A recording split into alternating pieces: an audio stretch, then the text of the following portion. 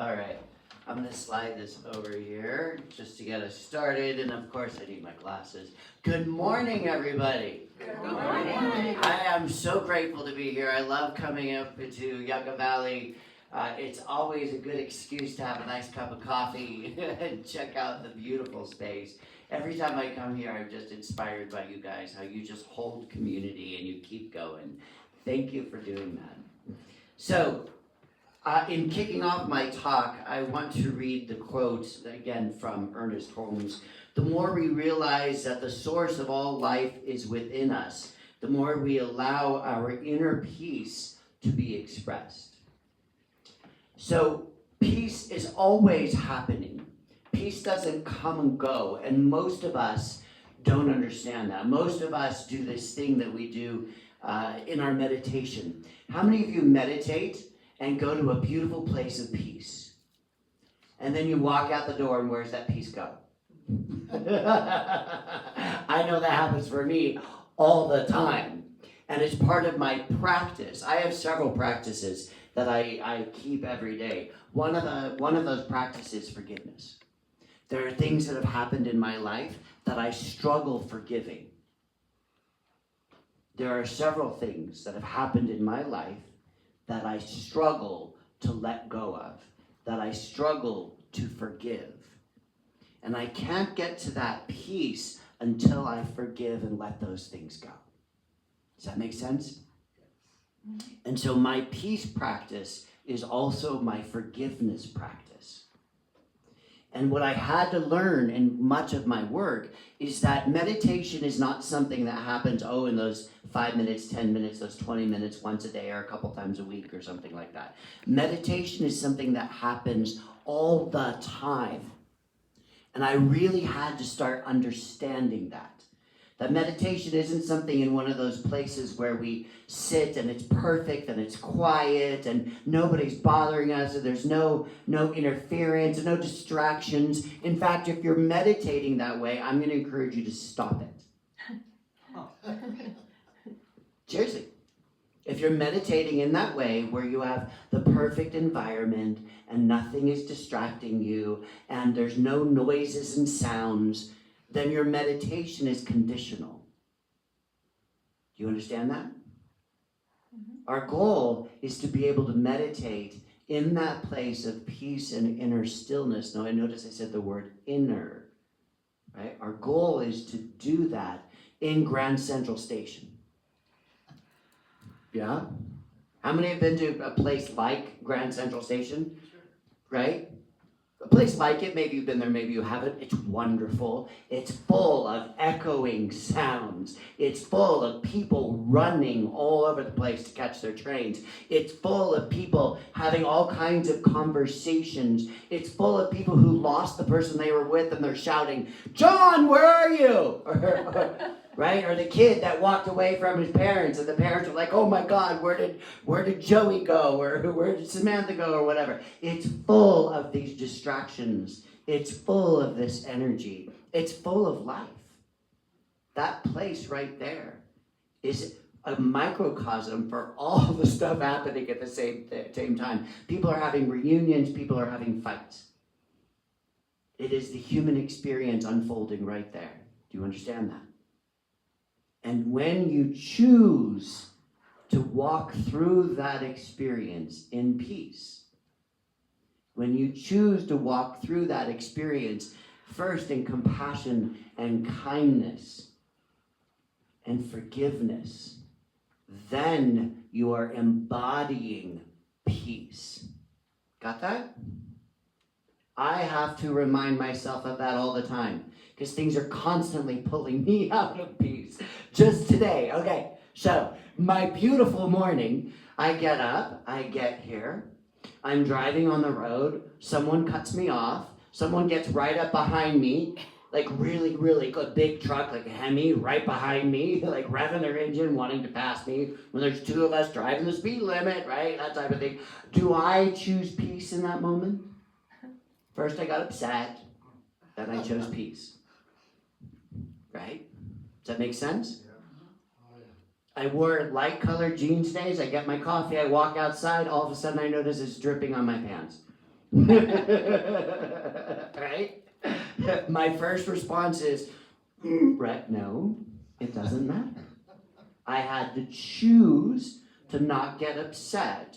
I had to choose to practice compassion for myself. And do you see the microcosm I'm explaining to you? I had to choose first inside so that I can demonstrate peace on the outside. I'm going to encourage you guys. I heard that the meditation isn't happening. I'm going to encourage you guys to go back to that meditation. Because if you can meditate with the distractions of life, then you're really embodying the principles of meditation. You with me? Do we got some head nods? Do I hear a yes? Yes. Awesome. Oh, questions. Okay, go for it. Yesterday, my friend I saw her around noon, and I said, "Good morning, what have you been doing?" And she said, "I went to a sound bath this morning in a horse stable, and there were horses, and they were curious, and they were nibbling on us and everything else." I said, "Perfect." Yeah, I was going to say, that to me sounds exciting. That's wonderful, right? Goat yoga. All those types of things that we set up, right? To set up those situations in practice. Do you guys know Kermit the Frog? Sure, of course. Y'all know Kermit. So this is my impersonation of Kermit the Frog, because it's what's happening internally a lot of the times. Are you ready for it? Sure. Ah! Do you see Kermit the Frog doing that? Doesn't he do that? Right? That's what's going on in my head a lot of the time, that maybe somebody is nibbling on me that I don't want to. You get that? Right? That's what's happening internally. And I have to say to Kermit, it's okay. Sit down. You're fine. And it has to be by practicing that compassion first. Do we want peace in the world? Yeah, of course. So where does it start? Just like the song, with me. Exactly. So we are in a place where there's a lot of non-peaceful things happening. We get hijacked by the news. We get hijacked by our opinions and beliefs. We get hijacked by our fears. And fear is the number one thief of peace. I have this in my private practice as a therapist. I have what I call fear 1.0 and fear 2.0. Right? Very few of us ever experience fear 1.0. Very few of us. I mean, we may have at times in our life, but very few of us truly ever experience fear 1.0. Fear 1.0 and 2.0 are saying the same thing. It's a knock on the door saying, hey, pay attention. That's it. Fear 1.0 is what I call true fear. Fear 1.0 is there is somebody holding a shotgun in your face. I've had that happen. Fear 1.0 is somebody's pointing a gun at you. I've had that happen. Fear 1.0 is you're surrounded by people who say they're going to kill you. I've had that happen twice. That is fear 1.0. True fear. Fear 2.0 is the assumption of fear. Fear 2.0 is when I used to live in LA and people used to say, I used to say something like, oh, I'm going over to this part of town. And somebody would say, oh my God, have you ever been there? Or no, they would say, oh my God, why are you going there? That's scary. And I would say, it is? And they'd say, yeah, it's scary. You shouldn't go there. It's dangerous. And then my next question is, oh, well, tell me, have you been there before? And guess what their response is? No. No, I've never been there before. The fear of fear stopped them from going someplace that they were afraid of. Does that make sense? Yes. And the story is manufactured in their head. It is fear 2.0. You with me? Yes. All right. So I go to those places, never had a problem. Never had a problem in those bad neighborhoods. Never had a problem. Places I've had a problem in are Beverly Hills. Right where I live, downtown Rancho Mirage. High-end societies. Fear 1.0 and fear 2.0. fear will steal your peace. You choose peace, and you walk into those places that need you. You choose peace when you turn on the news. Staying informed is important. Buying into the fear is a problem. Understanding that there is no other. We are all one, are we not? Yes. Every time I come here, I make it a point to say, God is, I am, we are. What? Will you join me in this? Yes. So in knowing that, it starts with you. So I'm going to do a little exercise. You know, every time I come here, for those of you who know me, every time I come here, I have you do something. It's not just about talking, it's about experiencing. So I am inviting you right now to do something in your consciousness, in your mind's eye, and to join me there in understanding peace. So if you will, close your eyes.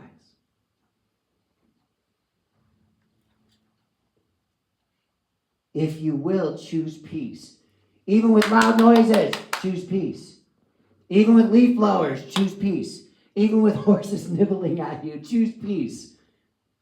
Even when a friend or family member disagrees with you, choose peace. Practice it right now. You practice it by understanding what peace is. Peace is an experience deep inside you. Peace is an energy. Peace is a divine spark that is always there. Peace is present always. We must recognize it in the violence. We must recognize it in the fear. Choose peace. Close your eyes. Take a deep breath and create that experience of calm stillness deep within you. Tap into that reservoir of peace, of power, of the words that we know in our practice as spiritual equivalents. A spiritual equivalent, for those of you who don't know, is a word that is synonymous with God or with the divine or the goddess, whatever phrase or word you need to understand that. Choose peace. Peace is God is. God is, peace is. Love is, God is. God is love, love is God. Do you understand spiritual equivalents? Yes. There are words and understandings, concepts that are synonymous with the divine. So as you choose peace, you are choosing God.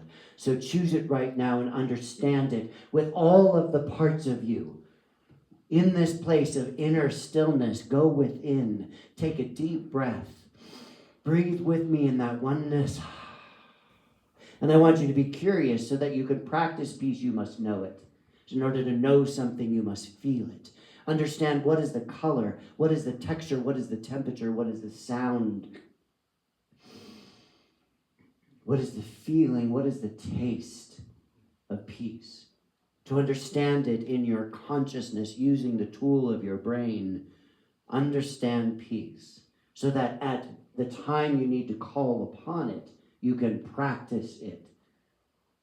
When I was driving down that road here today, I went inside to practice peace and it was calm, so I had to know calm in order to not flip that person off that was driving behind me aggressively. Know peace right now. I'm inviting you to know it. Close your eyes. Go inside to feel it, to be curious. Ask yourself, what is the color of peace? And if I'm practicing that peace throughout my day, throughout my meditation, as I walk through the day, then I'm engaging with that color. Every time I see that color, I am reminded to walk in peace, to feel peace, to know peace. If the color of peace is the beautiful blue of our desert sky, then you are reminded every day to be in peace. If the color of peace is that same blue, then wear it. Walk in it. If the color of peace is a particular sound, for me, it's the rustling of the leaves as the wind blows through them. It's the sound of the cricket that snuck into my house, which I love. And so I let that be my reminder, my anchor. I choose peace. It is an action. It is a choice. It is an alignment with the divine, and it is always there. Strengthen that muscle, strengthen that connection, strengthen how you walk in peace, strengthen how you breathe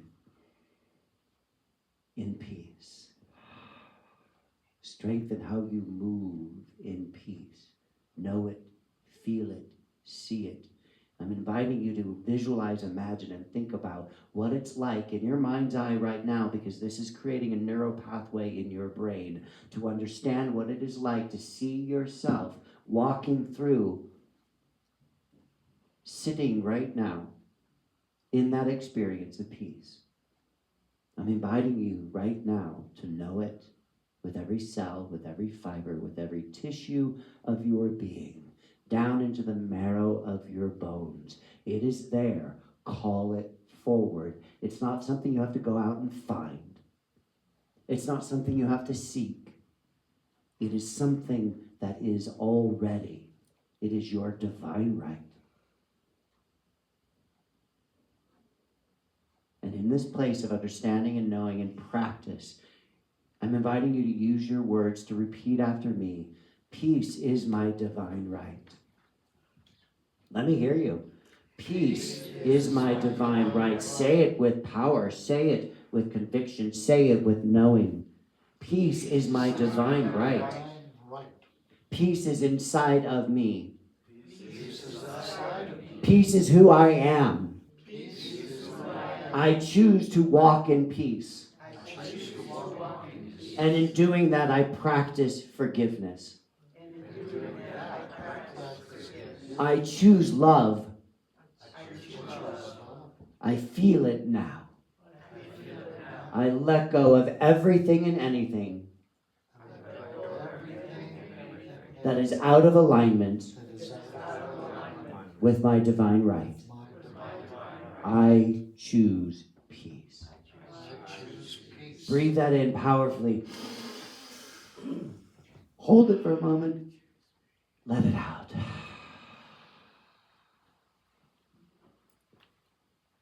With that understanding, I'm just going to wrap up by saying, God is, I am, we are one. Thank you.